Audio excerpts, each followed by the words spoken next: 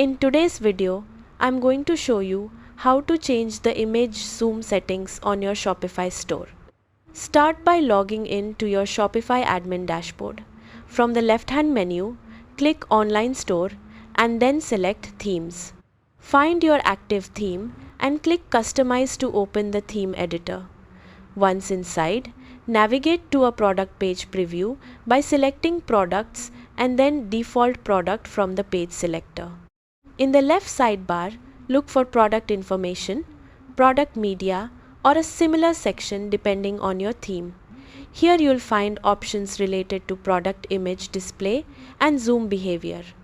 If your theme supports it, locate the image zoom or mobile layout setting and choose your preferred option, such as No Zoom, Click to Zoom, or Hover to Zoom. After making your changes, click Save in the top right corner to apply the new settings to your store.